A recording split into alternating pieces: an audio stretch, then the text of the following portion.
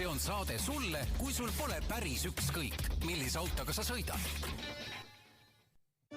Auto vahetamine võib olla tükk tegemist, aga mitte ideaalautos. Meie suures müügisalongis on esinduslik valik garantiilisi, vähe kasutatud autosid. Ideaalauto, kõik mida vajad on siin. Autod, rehvivahetus, 24/7 autopesu, keretööd. Peterburi tee 47C. Tere kuulajad! Autotund on eetris ja täna oleme Martin Metsaga ja mina olen Tarmo Tähepõld. Oleme nii moodsad mehed, et me proovime taaskord seda asja teha üle veebi, sellepärast, et nii on öko ja Martin lihtsalt see nädal puhkas ja linna ei jõudnud. Loodame, et helikvaliteet on okei. Ja kui on hästi, siis ma ütlen, et üks minu, isegi mitte üks, vaid palju podcast'e, mida ma kuulan, seda üle neti tehakse palju ja isegi Chris Harris istub tavaliselt kuskil parklas autos ja räägib 4 erineva tüübiga üle veebi ja sa saad aru, et see on autos lindistatud, sa saad aru, et see ei ole stuudio kvaliteet, aga mul endal on isiklikult täiesti ükskõik. Vaata, aga see ongi nagu teine asi, kui tegelikult päriselt me oleksime autos, me peaksime tegelikult seda tegema just nimelt, et üks päev me teeme seda saadet niiviisi, et sa oled kuskil autos, vaata, et siis mingi huvitav auto oleks ja lähme vaatame, et kuidas nagu siis see on. Aga räägi siis, kuidas hoopis sina oleks bussi alla jäänud? Jaa, räägime Tallinna rattateedest ja ühest olukorrast. Ma pean tunnistama, et juhul, kui kuulab seda keegi Tallinna autobussi koondisest või siis mis iganes neid haldab Transpordiamet. Et ma nüüd üks nädal aega juba olen plaaninud saata nagu järelpärimist, et mis siis toimus, aga ma ei tea, kas ma selleni jõuan. Et tulin mina siis Bolti tõuksiga, sest mina olen väga suur tõuksi fänn.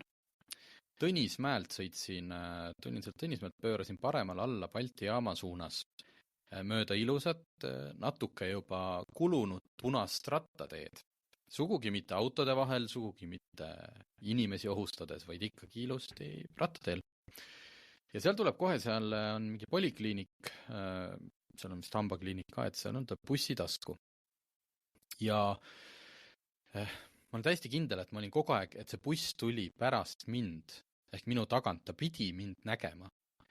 Ja mina tulen oma rattateed ja üks hetk on mu kõrval buss, mis lihtsalt surub mind niimoodi, et ma pidin panema, nagu me lapsena ütlesime, ilge loha, tähendab seda, et pidurid põhja ja siis lihtsalt hüppamagi kõnniteele, vedama selle tõuksi endaga järgi, sest see buss lihtsalt sõitis peatusse ja surus mind sinna vahele. Ma saan aru, võis olla tegemist inimliku eksimusega, aga mida see bussijuht siis sellel hetkel vaatas, et arusaadav, nad vist ei ole ka harjunud veel sellega, et seal on see rattarada, kus peadki vaatama, et seal oleks ühtegi ratturit ja mina ei saa, ta ei olnud kindlasti minust niimoodi eespool, et ma oleks pidanud nägema nagu suunatuledega peatusse minevat bussi. Läksin kõnniteele, ilgelt vihane, ja siis ta hakkas uuesti sõitma ja ma sõitsin ta kõrvale, tehes siis seda nägu, mis on selline, aga kes on lühend eesti keeles on selle kohta MV, ma ei hakka seda siin ütlema, et nagu mis toimub, ma üritasin silmsidet saavutada, et täiesti tema ukse juures, et äkki ta tahaks kuidagi võib-olla mulle vabandavalt noogutada, et mul ei olnud nagu eesmärki temaga astuda sõnelusse. Aga mulle õudselt meeldib, kui keegi liikluses eksib, ta saab sellest aru ja ma ise teen seda, sest mina ka aeg-ajalt eksin. Teed nagu selleks kätte, sorry või ma ei tea, paned käed kokku nagu ma ei tea, palveta, et vabandust, tõesti, my bad. See enesega rahul olev nägu, mis seal roolis ja selline jõuga, mitte minu poole vaatav nagu, saad aru. Palun, kui see bussi number oli 423 TAK suunaga Tõnismäelt alla kuskil kell 4 pärastlõunal. Ma võin päevaga öelda, kui keegi tahab teada. Ma pean selle meelde tuletama. Et ma tahaks teada, mis bussijuht mõtles. Kui ta mind tõesti ei näinud, tõesti, päev otsa oled sõitnud, fine. Aga kui see oli praegult mingi see hetk, kus inimene on nii üle töötanud, tal on sellest liiklusest nii kõrini, siis on vist aeg karjääriredelil teha samm kuhugi mujale poole või teda vaadates võib-olla siis ikkagi see pensionitunnistus vastu võtta. Nii võib redel ka alla kukkuda. väga lollakas olukord, et noh, mina ei julge, ma nüüd vist pean ühele oma lapsele ratta ostma, sellepärast et tal kool on natuke kaugemal, kuhu ei vii ükski mõistlik ühistransport. Aga kui ma rattateel sõites ka ei saa nagu julgelt sõita, noh, ma ei tea, mul väga, väga raske on nagu oma lapsi sinna rattaselga toppida pärast seda hetke. Nojah, et selle peal on raske midagi öelda isegi. Aga ühesõnaga, minu nädal või 2 nädalat, need ei olnud absoluutselt nii huvitavad nagu sul või nii adrenaliini rohked, et mina käisin autoga Poolas, Gdanskis, ma ei teagi, et väga nagu, mis selle kohta nagu rääkida, et ega see nüüd mingi selline asi ei ole, millest peaks nüüd nagu pikalt siin rääkima, et 2200 kilomeetrit, see ei ole nüüd ka mingi eriline Euroopa tuur. Aga võib-olla paar asja tegelikult nagu on. Ja ma tean kohe... Ma igaks küsin, et ega sa ei käinud elektriautoga, jah? Ei käinud. Ma sõitsin ka mööda väikseid teid ja selliseid veidraid kohti. Et tegelikult, mis ma tegin Danskil, ma läksin niiviisi, et nii kui ma olin sellest Poola jõudnud, siis ma tegelikult tõmbasin üles paremale kohe ära ja läksin mitte mööda kiirteed sinna Gdanski ja seal läheb Varssavi peale, teine läheb Gdanski peale, sealt ühel hetkel nagu laiali see tee. Sõitsime mööda väikseid teid.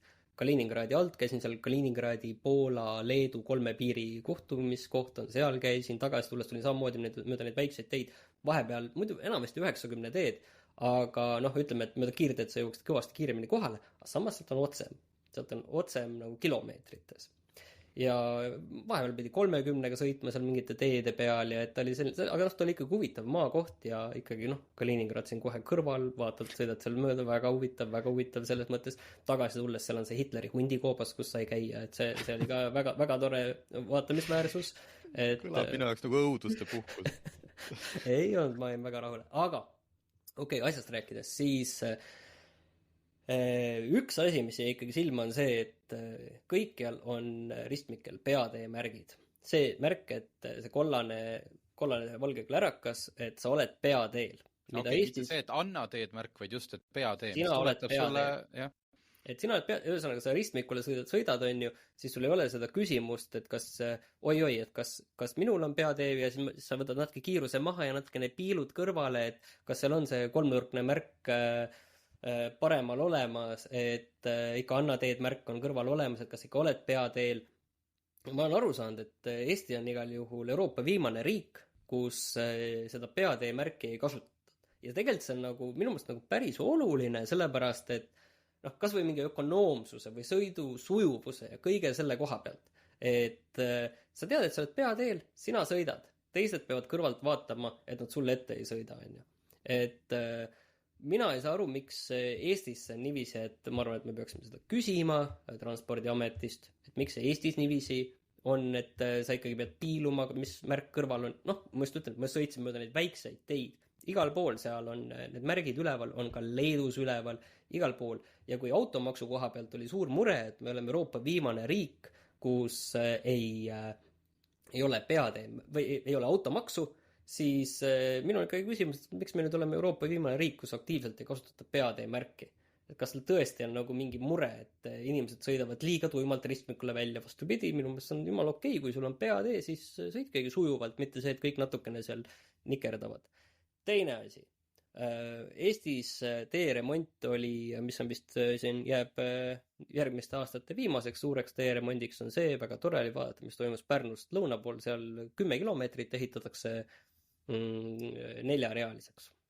Väga tore, tundus väga mõistlik ja terve Läti teetöid näha ei olnud, ka see sild, mis on Eesti piirist mingi 10-15 kilomeetrit, kus on foor olnud vist 10 aastat juba, et seal liiklust korraga peale ei lastagi, et Lätis oli asi nagu väga kurb, aga Leedus. Et mul oli tunne, et selliseid teetöid, mis Leedus toimusid, eriti need, mis toimusid Kaunasest lõuna poole, et selliseid teetöid mul on tunne, et Eesti riik vist taasiseseisvuse ajal ei ole näinudki ja kuidas leedukad suudavad, mul on see küsimus, miks Eesti ei suuda ja kuidas leedukad suudavad seal ehitada seda 4-realist kiirteed välja 10 ja 10 kilomeetrite kaupa, pluss see, mis neil on juba välja ehitatud, pluss nad ehitavad seda juurde väga metsikult, et see oli nagu tõesti nagu suurejooneline vaatepilt ja Eestis ma saan aru, näed, see Pärnu maantee ju tuleks niiviisi välja ehitada, aga paistab, et ega ei jõua ju 2030, ega see on ju kohe varsti käes. Kohe on 2024 ja ei.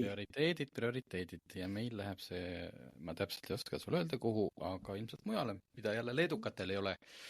No võib-olla, aga e-riiki või Leedu jättis selles mõttes väga hea mulje, on ju okei, neil seal Panevežise ja Kaunase vahel on see tee on suht nagu õnnetu, aga see oli väga huvitav ka, et tee oli õnnetu, aga seal oligi nii, et möödasõidu kohta, selles mõttes nad ei olnud füüsiliselt eraldatud, aga pikalt on niiviisi, et siit nagu mööda ei sõida, tee ongi kehv siin mingi 20 kilti järjest ja okei, see oli üks selle õnnetu koht, aga selles mõttes see oli ikka muljetavaldav, pluss Poola teed, väga head teed, et selles mõttes minul seal sõites kõige suurem mure ikkagi tegelikult tekkis ikkagi Eesti teede pärast ausalt, et ma mõtlesin selle pärast, et mis nagu meil on kehvasti ja millega tegelikult me ikkagi peaksime nagu tegelema, et see oli seal tõesti minu jaoks suurim mure.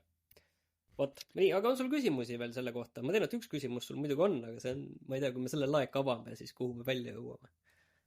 Ma nüüd täpselt ei mäletagi, millist sa mõtled, kas seda, kuidas liikled, kuule ärme seda vist ava, kuidas siis, kas välismaal, lähivälismaal liigeldakse paremini kui Eestis, see on meil siin viimasel ajal toimetuses olnud tuline teema, pärast ühte Ronald Liive arvamuslugu, millega ma ei ole nõus, et Eestis on kuidagi liiklus nii kohutav, et lihtsalt surge maha, et tegelikult ei ole, meil on väga mõnus sõita, aga ärme seda täna ava. Võib-olla peaks mõni päev võtma Ronaldi ja mujal oli tegelikult ka väga mõnus, et ma nagu tegelikult ei kurda, et tõesti mujal oli mõnus, aga just teede pärast. Kuule, kiirelt, et teha ühendus ühe väikse järgmise lühiteemaga.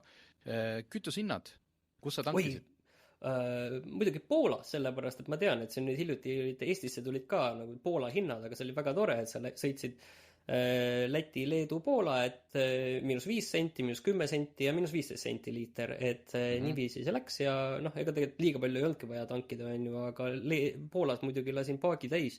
Kiusatus oli muidugi ka vaadata, et mis juhtub, kui seda 100 laseks sisse, 100 reisingut, aga ma ei hakanud seda proovima, et võib-olla mul auto seda välja ei kannata, aga oli ka see suhteliselt mõistliku hinnaga, ma ei mäleta, mis see slottides nüüd seal täpselt oli, aga jah, väga odav oli, üldse oli odav. Ja siit tuleb veel eraldi, eks ju, sa nii kaua ei olnud, kütuse kvaliteet ja sest, et me hakkame siin ühte teemat natuke AdBlue kohta kirjutama ja siis mul üks allikas ütles kohe, et jaa, et kõik rekkamehed teavad, et kuskil seal, ma ei tea, kas oli Kaunase või Varssavi taga, et seal sellest jaamast AdBlue't ei tankita, sest et pärast seda on sul kõik süsteemid umbes. Aga, jaa, mida sa juba mainisid, et tore oli näha eile, kuidas Eesti bensiinijaamades konkurents tõepoolest töötab või selles mõttes, et Circle K tegi hommikul teavituse, et müüvad 3 tunni jooksul kütust 15 senti odavamalt. Peagi järgnes Alexela teavitus ja ka Olerexi. Aga kuskil kella 3 paiku päeval ja ilmselt nii jäigi, näiteks Neste ei olnud sellega kaasa tulnud. Ja terminali kohta mul puudub info. Aga see tähendab seda, et lõpuks ometi oligi niimoodi, et nagu mitte kõik kui üks mees, et nüüd me laseme alla ja siis jälle kõik tõstame, vaid kõik ei tulnudki kaasa.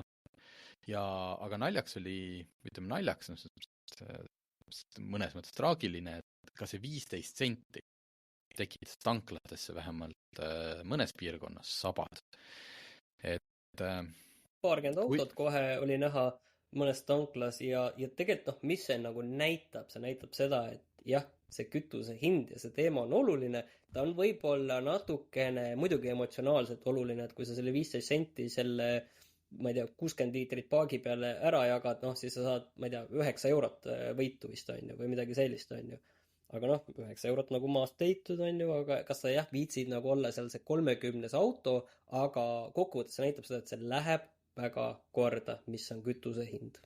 Ja, tehke rohkem sellist kampaaniaid ja siis on rahvas selles mõttes rõõmsam, esiteks hoiavad raha kokku ja ei süüdistata lõputult selles kokku mängus. tanklakette. Ma ei mäleta, kas see oli nüüd lugejakiri või keegi teine humorist minu seinal, et ühes õhtuses intervjuus oli kuidagi välja tulnud, et üks tanklaketi juht oli olnud niimoodi, oi, see hinnalangetus tuli meile küll ootamatult, et see ei olnudki kokku lepitud. Aga see võis olla ka satiir, nii et päriselt see nii ei olnud. Räägime autodest ka. Ma tahaks õudselt autodest rääkida ja ma tahaks rääkida loomulikult Alfa Romeo autodest, sest et Alfa Romeo avalikustas ühe sellise mudeli, millega olen täitsa kindel, meie kunagi sõita ei saa, aga tegemist on siis 33 Stradale. Mitte uus versiooniga, aga nimi on sarnane, mis muidugi on hommaaž ühele vanale Alfale hästi kuulsa disainiga, kandis sama nime. Miks ma selle siia panin? Neid selliseid ülikalleid, see auto maksab umbes 1,7 miljonit pluss maksud, et oleneb, mis riigis elad. Siuke 2 miljoniline auto. Neid toodetakse loomulikult ainult 33 tükki, aga kummaline on see, et sa saad ise valida, kas sa tahad, et see auto oleks bensiini või elektrimootoriga. Et bensiinimootori puhul on sul seal siis natuke rohkem kui 600 hobujõuline, siuke 3-liitrine V6 ja elektrimootori puhul vist 750 hobujõudu. Disain on väga eriline. Ma ei oska öelda, ilus, kole, hea, halb, et täiesti teistmoodi. Et auto, mis maksab 2 miljonit ja mida tehakse 33 tükki, et seal nagu on võimalik mööda panna, aga mitte palju. Kuigi jällegi, mõned korufeed on juba võtnud siis seal Instagramis ette, pannud vana ja uue selle 33 Stradale kõrvuti ja hakanud siis seal niimoodi sae käima tõmmanud, et küll on ikka proportsioonid paigast ära, küll on ikka rattad liiga suured ja see on kõik väga tore, lihtsalt, et kui panna sama suured rattad nagu olid, ütleme, vanal 33 Stradalel, siis kahjuks auto ei saaks pidama selle 600 ja 700 hobujõuga. Et kuhugi pead sa ära mahutama pidurid. Ühesõnaga, et sa ei, nagu mingid tehnilised lahendused lihtsalt sul ei võimalda teha selliseid autosid, nagu oli 60-ndatel. Aga võib proovida, aga sellest ei tule midagi välja. Lihtsalt see trend, et tehakse selliseid pisike seeria, mingid hästi kallid autosid, üks märgilisemaid viimasest ajast on näiteks Bentley Patur, mis on väga tugevasti ümber ehitatud, aga siiski Bentley Continental GT. Sama mootor, teistsugune disain, ühesõnaga, mida toodeti ka väga vähe, 12 tükki, ja mille hind oli ka ligi 2 miljonit eurot, aga sisuliselt on tegemist Bentley Continentalki, millega ma just siin suve alguses sõitsin see V12 mootoriga, mis on umbes 300–400 000 eurot maksab. Aga et sa ehitad ta nagu natuke teistsuguseks, ütled, et see on hästi haruldane ja inimesed maksavad selle eest pea 10 korda rohkem. Et hästi selline huvitaval ajal elame, kuidas tegelikult ostetakse põhimõtteliselt ära kõik ja paljud autofirmad ongi aru saanud, et neil on lihtsam teha näiteks 20 sellist erimudelit, isegi kui see on käsitöö ja see on nagu, võtab rohkem aega, kui näiteks Alfal, ma ei tea, välja töötada täiesti uus kupee, mida saaks osta näiteks 70 000 euroga. Aga see nõuab juba tohutut arendust, see nõuab tohutut, ma ei tea, turundust, kõike seda.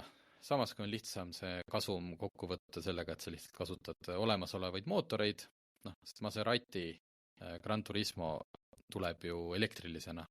Nii et see elektriversioon sellest 33 Stradalest ehitatakse lihtsalt selle elektri Maserati põhjale. Aga kui te arvate, et 2 miljonit on nagu piir, ja see on ikkagi päris kallis, seal Pininfarina Battista Speedster maksab näiteks 4 miljonit, siis kuidas öeldakse, Rolls-Royce ütleb, et hoia mu šampanjaklaasi, sellepärast, et nad on teinud järjekordselt maailma kõige kallima, kuidas siis, uue auto. ja mitte selles mõttes, et noh, kindlasti keegi suudaks teha kallima, lihtsalt võtab, ma ei tea, vana Toyota Land Cruiser ja kleebib selle teemanteid täis, vaid ikkagi täiesti nullist ehitatud sõiduk. Mulle väga meeldib see, ma vaatan pilte, mulle piltide järgi väga meeldib see, ma oleksin täitsa nõus. Ja selle... Sest ta ei näe välja nagu 23 miljonit, mulle see meeldib tegelikult. 23 miljonit. Nimi on Amethyst Droptail ja loomulikult seal juures on kõik see lugu, miks ta on seda värvi, mida seal on tehtud, et see värv on seotud sellega, et selle auto tellija on ühesõnaga, seda autot 4 aastat ehitatud ja anonüümne omanik, kelle perekonnal on eriline side kalliskividega, sealt ka siis see lilla ametüsti nagu nimi ja värv.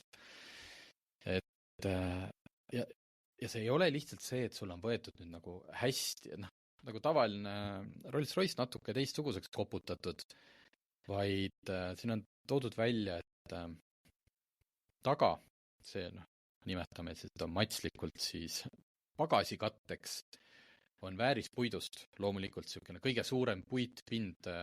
Rolls-Royce on varem ka kasutanud, meenutab nagu selliseid superjahi tekki.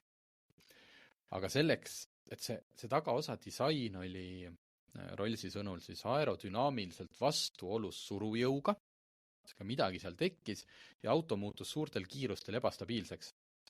Ja seda auto tagaosa disaini muudeti 20 korda 2 aasta jooksul, et see õhuvool saada selliseks, et auto sõiduomadused vastaks sellele hinnale. Siis muidugi, kuidas seal on eraldi niisugune Šveitsi kellatootja kell 50 tundi oli siin, värviti seda esivõre ja viimistleti. Ühesõnaga, nagu muidugi ma teaksin hästi palju asju, mida 23 miljoni euroga teha, aga ütleme, et kui sul on näiteks pankarvel 2,3 miljardit, siis mingi 1% on vist või, isegi vähem. Sellest nagu sellise kunstiteose alla. Et jätkuvalt, et keegi ostab, eks ju, selle 23 miljoni eest maali. Minu jaoks on see auto täpselt samasugune skulptuur või maal, millega on keegi 4 aastat väga palju inimesi vaeva näinud. Et minge vaadake. Kuule, aga Amethyst Droptail. Tuleme nüüd maa peale tagasi, selles mõttes, et uus Passat kuulutati ka välja. Aga siin on ju kõik öeldud. Ma mõtlengi tegelikult, et mis siin nagu öelda on tegelikult, et esiteks see, öelda on, seal on paar päris suurt uudist. Esimene uudis on see, et uus Passat tuli. Mitte nagu paljud teised, näiteks Volvo lõpetas ju vähemalt UK-s, ma ei teaks Eestist uudist vist ei ole veel olnud, ma ei tea, ma olin puhkusel. Näiteks Inglismaal universaalide müügi ära. Jäävadki ainult linnamaasturid. Et vabalt võib mingi hetk juhtuda, et ka teised autotootjad teevad sellise otsuse. Õnneks Volkswagen Passati puhul tehti, kuidas ma ütlen sulle, pool otsust. Sest uus Passat on saadaval ainult universaalkerega meie regioonis. Võib-olla kuskil Hiina tehakse ikkagi seda nii edasi. Teine minu jaoks oluline, märgiline, mis taustal kogu aeg tegelikult toimub lihtsalt sellest ükski auto PR-uudis nagu ei saa rõhutada, sest see pole košer, on see, et selles uues Passatis on olemas 3 erinevat diiselmootori varianti. Loomulikult, kui pressiteade algab, siis räägitakse kõigepealt seal pistikhübriidist, mille sõiduulatus on kuni 100 kilomeetrit, mis on väga okei. Me ei tea veel, mis see maksma hakkab. Pakun siin, ma räägin saate lõpus ühest proovisõidust ka. Selle pealt ma pakuks, et see pistikhübriid on ikkagi 60 000 pluss hinnaga. Aga on olemas ka bensiinimootorid ja on olemas ka diislid. Üks diisel nendest on muuseas vist oli 92 kilovatti. Kõik versioonid on automaatkastiga ainult, nii et manuaal diislit see enam ei saa. See diiselmootori võimsus oli 90 kilovatti. 122 hobujõudu. See on nii mõnus niisugune nullindate number. Ja ma ütleks, ma pakuks, et selle nimi on näiteks mingi fleet edition, et seda ostetakse kuskil autoparki, ma ei tea, mingiteks töösõitudeks. Aga mine tea, võib-olla mõnes riigis on jällegi, see võib olla see, et kus on näiteks maksustatud mingid kilovatid, et siis paljudel inimeste jaoks tegelikult 90 kilovatti ongi täiesti piisav ja ma arvan, et ongi.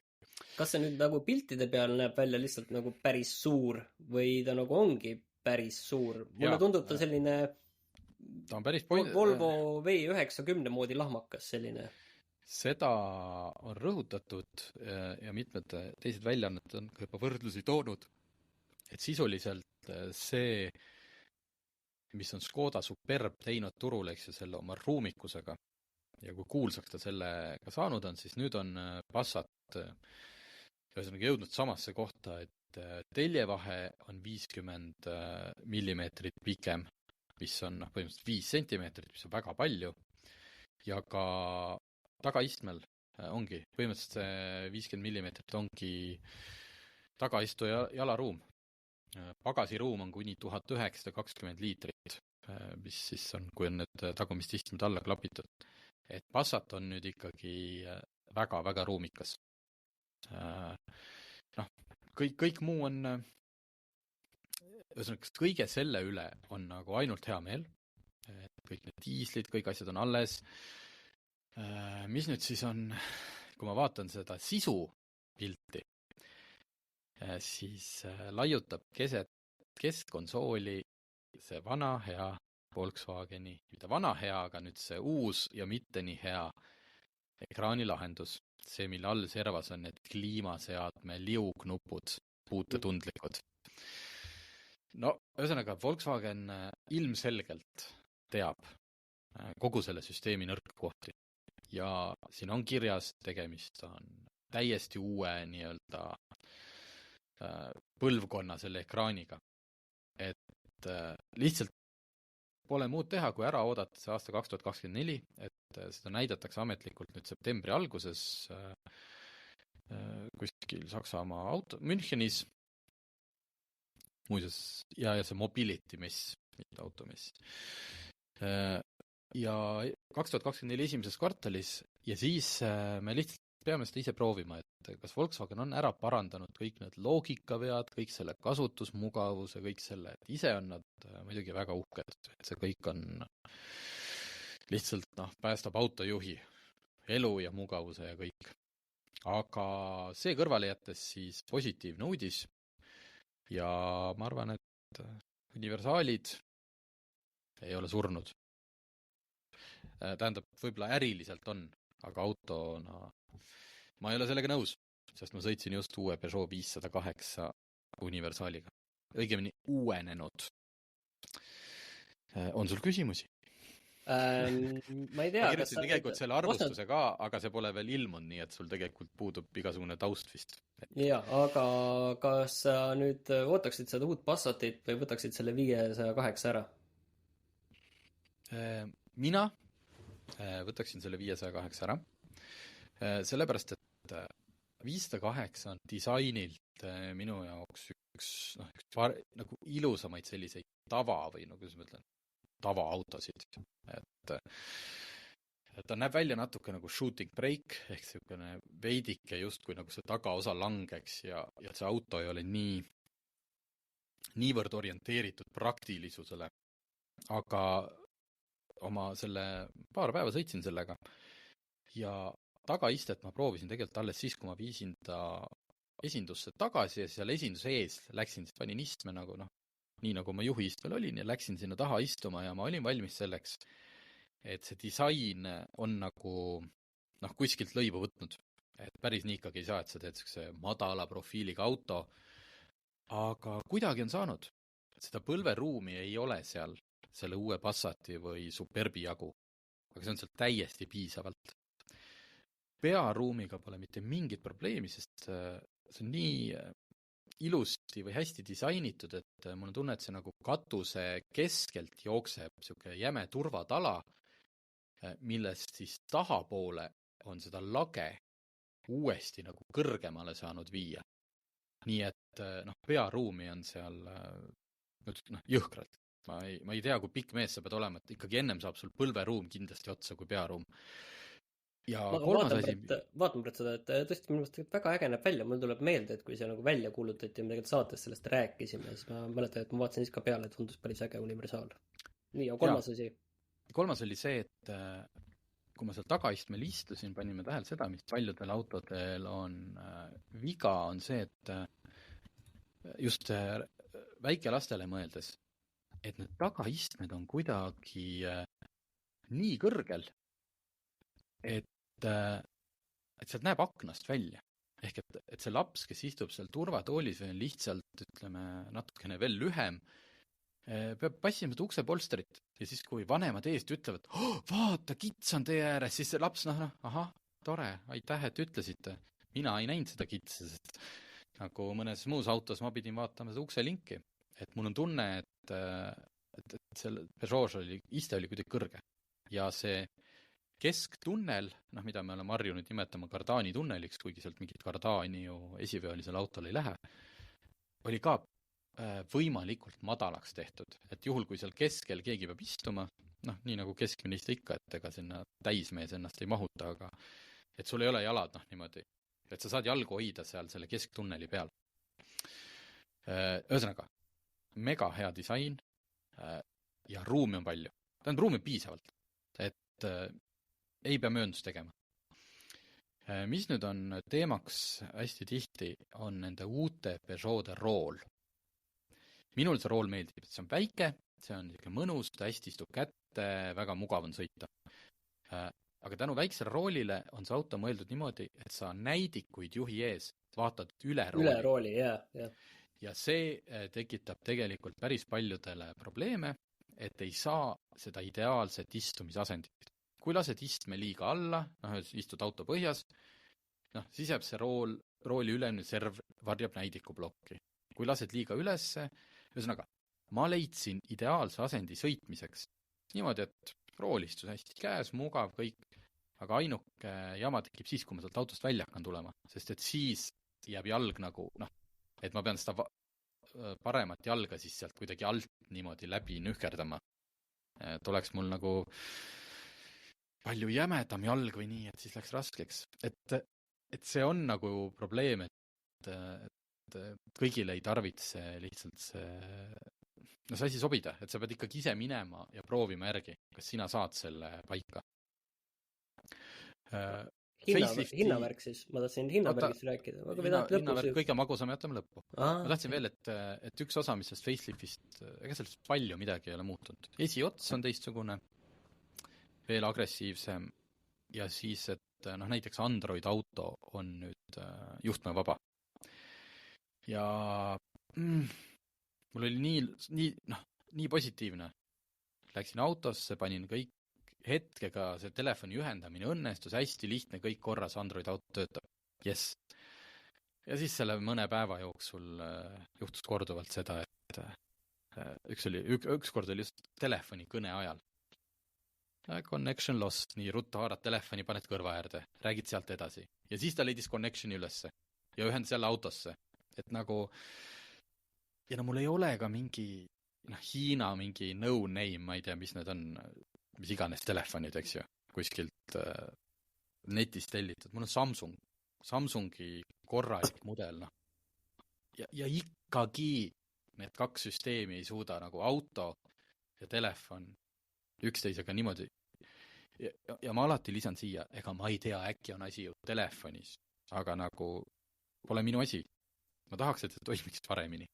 See on vist lõputu teema ja selles mõttes, et see on nagu alati nagu kogu aeg. Ja see ei ole Peugeot, see oli lihtsalt jälle juhtus see, et nagu, mis toimub.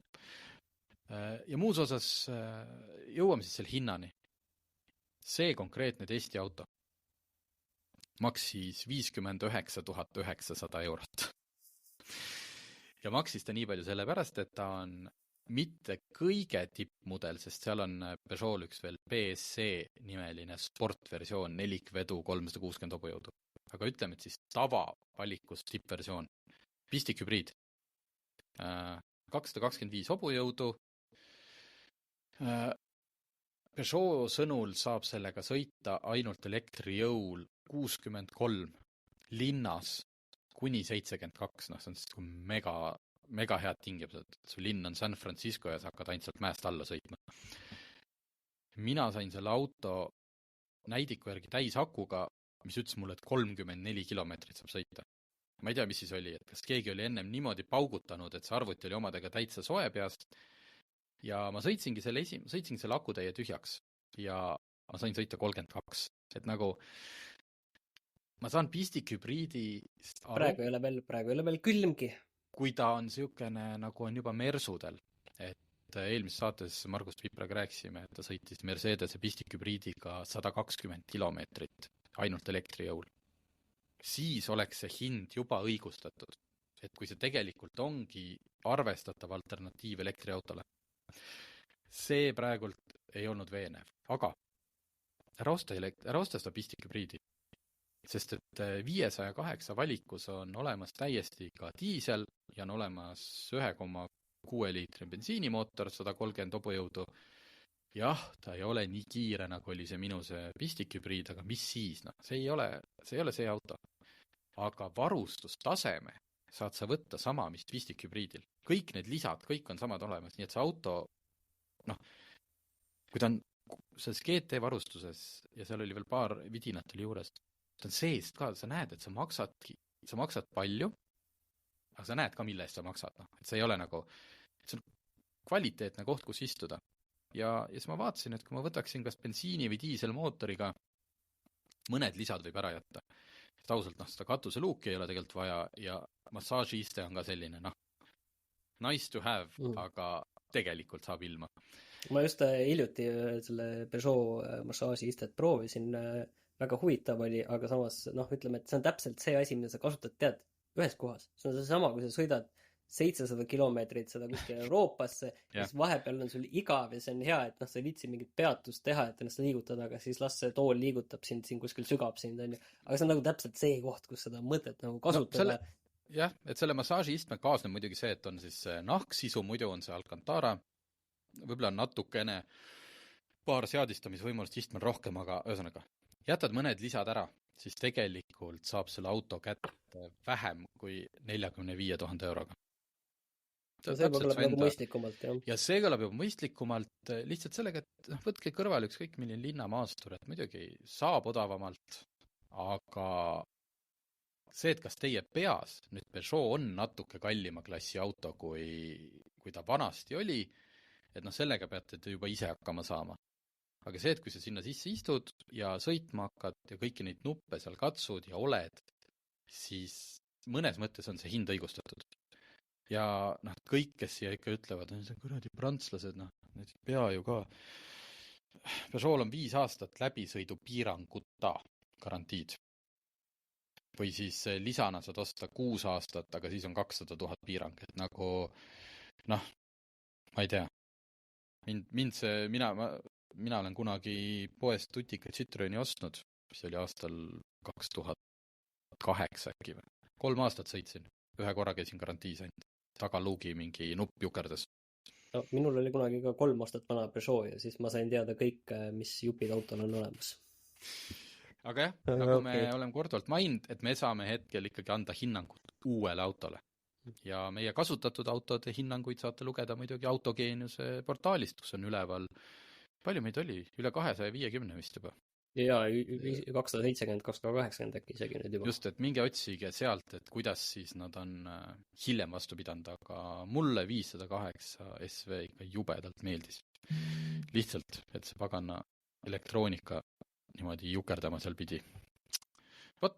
Aga siia lõppu lihtsalt ütleks, et kes kuulab seda saadet veel enne laupäeva 2. septembrit, siis Laitse rallipargis toimub aset järjekordne kämp ja seekord Oldtimer kämp, kuhu kokku tuleb üle 60 vanasõiduki, mis on vähemalt 60 aastat vanad. Aga seal on ka, ütleme, üks auto, mis põhimõtteliselt on maailma üks esimesi autosid, küll replika, aga näete sõitmas 19. sajandi Benzi ja loomulikult ei ole see lihtsalt, et autod on reas ja minge vaadake, vaid seal toimub palju asju. Et otsige siis infot Oldtimer Camp Laitse rallipargis ja minge vaadake, kuidas vanasti, enne kui Android-autod ja asjad meie elu ära rikkusid, elati. Vot, aga suur tänu ja kuuleme järgmine nädal. Auto vahetamine võib olla tükk tegemist, aga mitte ideaalautos. Meie suures müügisalongis on esinduslik valik garantiilisi, vähe kasutatud autosid. Ideaalauto, kõik mida vajad on siin. Autod, rehvivahetus, 24/7 autopesu, keretööd. Peterburi tee 47C.